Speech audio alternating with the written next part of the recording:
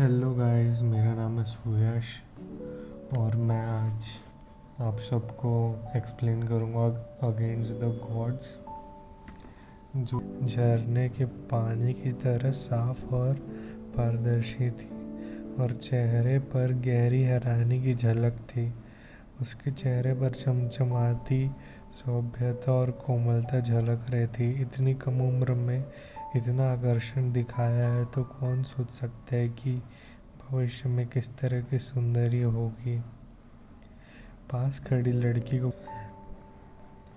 ये उसका अभय का परिचय था। सडनली तुरंत उसके दिमाग में एकदम पुरानी बातें याद आने लगती हैं कि अरे, जो अज्यूर क्लाउड कॉन्टिनेंट में जो मैं पहले था वो सारा याद आता है कि अगर मैं साउची हूँ, यूनची हूँ, तो मेरे पास अज्यूर क्लाउड का कॉन्टिनेंट का मेमोरी क्यों है? क्या ये इसलिए क्योंकि मैं इस शरीर में ट्रैवल कर चुका हूँ? नहीं, मैं तो साउची ही हूँ। ये पूरा रूम मेरे से फेमिलियर है और मेरे को सब चीज़ याद है। पूरे बचपन से लेके अभी तक बड़े होने के सारे ऐसा लग रहा है कि मेरे मेमोरी में कि पर्सनल एक्सपीरियंस है मेरे। ऐसा हो ही नहीं सकता कि स्मेल आता है यूनचे को। वो अपने जीभ कैसे चाट के देखता है, उसका एक्सप्रेशन डार्क हो जाता है। ये मर्डरिंग हार्ट पाउडर है। जब ये अजूर क्लाउड कॉन्टिनेंट में रहता था तो स्काई पॉइजन पर्ल जो उसके पास मिला था, one of the 7 treasures in the whole पूरे गॉड रियलम में। ये थे बॉडी के पास क्या बोलते हैं, जहर को दूर करने की कोई शक्ति नहीं होनी चाहिए, तो ये बचा कैसे मर्डरिंग हॉट पाउडर से जब उसके लिप्स में था तो। और फिर उसको थोड़ा अजीब हलचल महसूस होता है अपने पाम से, तो अपना वो लेफ्ट हैंड उठा के देखते हैं तो सरप्राइज हो जाता है, आश्चर्य हो जाता है वो कि एक गोल से आकार का ग्रीन इम्प्रिंट उसके हाथ में चमकता रहता है, जो शेप का होता है, कलर जो रंग का होता है, जो साइज का होता है, एकदम सेम थे स्काई पॉइजन पर्ल के। क्लाउड एंड क्लिफ से जंप करने के बाद वो एकदम डेस्परेट होके फिर स्काई पॉइजन पर्ल को वो निकल लेता है, पर उसको पता नहीं होता है कि क्या होगा उसके साथ। तो ये जो निशानी है उसके हाथ में वो स्काई पॉइजन पर्ल है और ये इसके यूनचे के साथ ही रिइंकार्नेट हो गया है इस दुनिया में। एक बार के लिए तो सांचे को लगा कि सपने में है और स्काई पॉइजन पर्ल को देखते रहे सबकॉन्श ने, फिर बिना जाने हुए बोला ऐसे ही स्काई पॉइजन पर्ल। उसका बात जैसे ख़त्म हुआ तो जो हरे कलर का मार्क था वो हरा लाइट पूरा आसपास छोड़ने लगा और थोड़ा सा उसके ऊपर बेहोशी आया और वो आँख बंद कर लिया। फिर वो आँख खोला तो उसका पूरा दुनिया ही ग्रीन होगा। ये पूरा दुनिया ग्रीन बड़ा सा था और खुला हुआ था। कोई यहाँ पे अंधेरा बाउंड्री नहीं था, यहाँ पे हल्का हल्का हो रहा था स्काई पॉइजन पर्ल का। बहुत देर तक सोच में डूबे के बाद साथियों को समझ में आया कि ये वर्ल्ड में पहुंच गया है स्काई पॉइजन पुल के अंदर। यूनचे चल जाता है स्काई पॉइजन पर्ल के दुनिया में। अंदर जाने के बाद वो सोचता है कि अगर अंदर जाने का रास्ता है तो बाहर आने का रास्ता भी होगा। तो फिर वो अपने थॉट्स को गैदर करता है, अपने सोच को, और वो वापस अपने रूम में आ जाते हैं।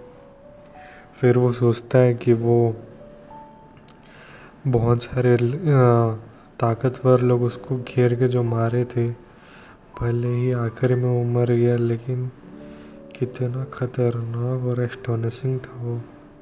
अभी इसका जो शरीर है वो एकदम एवरेज है, मतलब कुछ भी एकदम वीक है, वो कुछ दम ही नहीं है। भले ही साउथ लैंड में पैदा हुआ था और पोता था 5th एल्डर शाओली का, उसका जो प्रोफाउंड स्ट्रेंथ था वो तब भी first level of elementary profound realm में था। भले ही वो अभी भी 16 साल का हो गया था और ट्रेनिंग चालू कर दिया था 7 साल 7.5 साल में, और प्रोफाउंड एलिमेंट्री प्रोफाउंड 8 साल में पहुंच गया था, लेकिन उसके बाद वो कभी इम्प्रूव ही नहीं हुआ 8 साल के लिए। इसको पूरा शाओ क्लैन के लोग मॉक करते थे। उसके बाद शाओली बुला के लाए, जो उसके दादा थे वो बुला के लाए सिटी के टॉप डॉक्टर सीतू को उसका बॉडी चेक करने के लिए। और पता किया तो पता चला कि साउचे पैदा हुआ था डैमेज प्रोफाउंड वीन्स के साथ। ये इतना गंभीर था कि इससे निकल पाना बहुत मुश्किल था। तो आखिरी में ये पता चला कि साउचे को हमेशा फर्स्ट एलिमेंट्री प्रोफाउंड रियलम में रहना पड़ेगा और कभी उससे आगे नहीं पढ़ पाएगा, चाहे जितना भी ट्रेनिंग कर ले। भले वो अपने ज़िंदगी को दांव पे लगा के ट्रेनिंग करे, तब भी वो फर्स्ट लेवल में ही रहेगा एलिमेंट्री प्रोफाउंड रियलम के।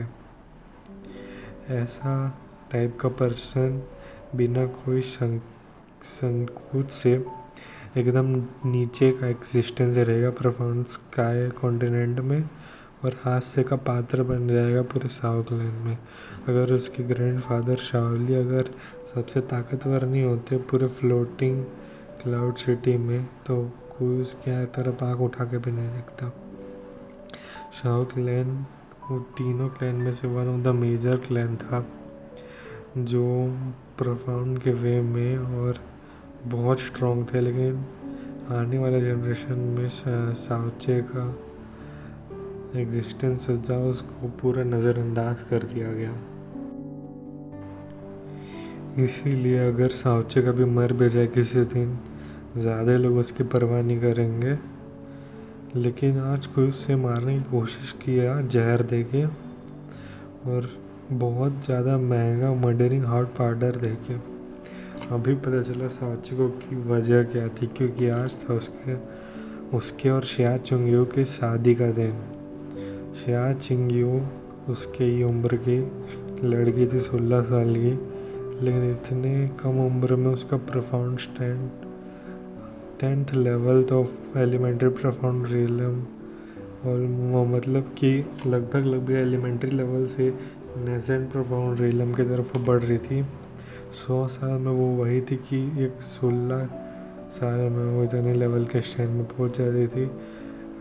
तो बहुत सारे लोग कहते थे कि अगर इसी तरीके से अगर ये बढ़ने को करी तो पहली लड़की होगी हिस्ट्री ऑफ शिया क्लैन में तो अर्थ प्रोफाउंड रियलम में जो स्टेप करेगी, और स्काई प्रोफाउंड रियलम भी पहुंच सकती है, जो फ्लोटिंग क्लाउड सेटिंग में कोई नहीं पहुंच पाया पिछले कई सौ सालों में। वो उतनी ज़्यादा स्ट्रॉन्ग ही नहीं बल्कि बेहद खूबसूरत भी थी, और उसको समझा जाता था सबसे सुंदर लड़की फ्लोटिंग क्लाउड सिटी में। पूरे फ्लोटिंग क्लाउड सिटी में सब उसके ऊपर एकदम ठंडी चांद की तरह रहेगी, जो बस देख सकते हैं, छू नहीं सकते। अगर मैं शादी कर लेता लिटिल एंड जेसिकल लड़की के साथ तो एकदम परफेक्ट होता।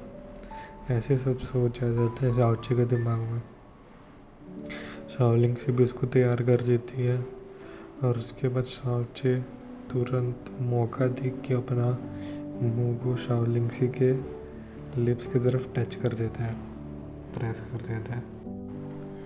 शाओलिंग से चिल्लाने लग जाती है, एकदम रैबिट के जैसे भागने लग जाती है, और अपने होठों को टच करके बोलती है, तुमने मुझे फिर से किस किया। तो एकदम इनोसेंट सा साउचे दिल टूटा हुआ एक्सप्रेशन बनाकर बोलता है, तुम्हारा अभी भी सेम रिएक्शन है। जब हम छोटे बच्चे थे तो हम हमेशा तुम्हारा फेवरेट किस गेम खेलते थे। आजकल तुम हमेशा सदमे में चल जाती हो जब भी मैं तुम्हें किस करने का ट्राई करता हूँ। तो शाओलिंग जी बोलती है कि तुम्हें पता है कि वो तब था जब हम बच्चे थे, अभी हम बड़े हो गए हैं, और ऐसे मैं सराउंड नहीं कर सकते। तुम्हारी जल्दी ही पत्नी होगी, और आगे चल के तुम बस अपनी पत्नी को ही किस कर सकते हो। तो इनसे बोलते हैं क्यों? तो शाओलिंग से बोलते क्योंकि मैं तुम्हारी छोटी चाची हूँ। लेकिन फिर साउचे बोलते कि फिर अगर मेरे को तुमको किस करना होगा तो मैं क्या करूँगा। ऐसे हाथ अपने चिन के नीचे करके सोचता है। तो फिर शाओलिंग से एकदम नाक उसका लाल हो जाता है, गुस्से से बोलती है तो तुम्हें मुझे शादी करनी चाहिए। तो शाओचे बोलता है कि अरे अरे, आप तो मेरी छोटी है चाची हो, मैं तो आपसे शादी कर सकता हूँ। तो शाओलिंग से बोलती है तुम्हें पता है तब भी तुम मुझे किस करने का ज़रूरत कर रहे हो, तुम्हारी पत्नी को मैं बता के उसको तुम्हें देखने बोलूँगी। ऐसे करके ना यंग मास्टर घोड़े पे चढ़ जाइए, आपके रास्ते में मैं आपको बचाऊंगा जो भी है मेरे साथ। लेकिन आज यंग मास्टर का बड़ा दिन है ना, बड़ा दिन है आज, मेरे को कुछ चिंता नहीं करना चाहिए क्योंकि आज बस अच्छे दिन होंगे।